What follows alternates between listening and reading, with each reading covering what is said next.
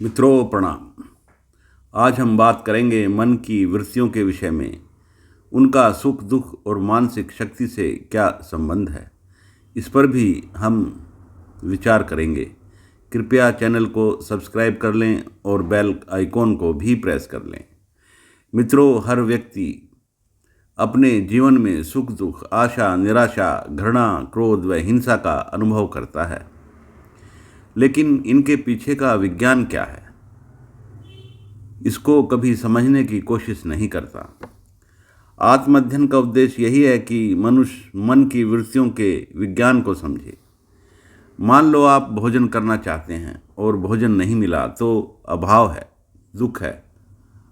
और आप भोजन करना चाहते हैं और आपको अच्छा भोजन मिल जाए तो सुख है, अर्थात अभाव नहीं है। मन की वृत्तियों को आप दो प्रकार से समझ सकते हैं। एक वे वृत्तियां जो जीवन में आशा लाती हैं और दूसरी वे वृत्तियां जो जीवन में निराशा लाती हैं। इस प्रकार अभाव है तो दुख है, अभाव नहीं तो सुख है। स्वतंत्रता है तो जीवन में आशा और सहजता है, और स्वतंत्रता नहीं तो निराशा और असहजता है।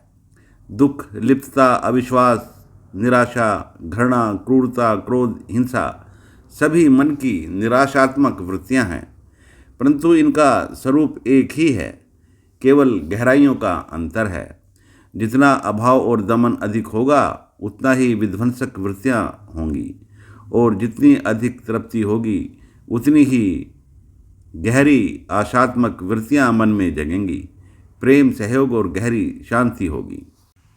मित्रों, जिन वृत्तियों का हम कारण खोजने की कोशिश करते हैं वे सभी विकृतियां होती हैं, और जिन वृत्तियों का हम कारण खोजने की कोशिश नहीं करते वे सभी स्वाभाविक कृतियां होती हैं।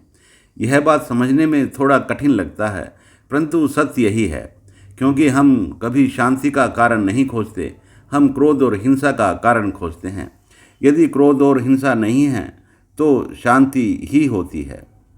इसलिए स्वभाव का कारण नहीं खोजते हैं, हम हमेशा अस्वभाव का कारण खोजते हैं। दुख वह है जिसका कारण है, और सुख वह है जहाँ दुख का कोई कारण नहीं। मनुष्य का स्वभाव सुख से, आनंद से और संतुष्टि से परिपूर्ण है। इनका कारण खोजने का अर्थ है जीवन का कारण खोजना। और यदि हमने मान लिया कि जीवन है तो इनके कारण खोजने की कोई आवश्यकता नहीं। जब हम जीवन और उसकी आवश्यकताओं को स्वीकार कर लेते हैं तब कारण की कोई आवश्यकता प्रतीत नहीं होती। परंतु जब स्वाभाविक आवश्यकताओं में बाधा उत्पन्न हो जाती है तब हम कारणों की तलाश में लग जाते हैं। जब मनुष्य का स्वभाव उग्र हो जाता है, वह निराशात्मक या विध्वंसक वृत्तियों को जन्म देता है, तभी हम कारणों की तलाश करने लगते हैं।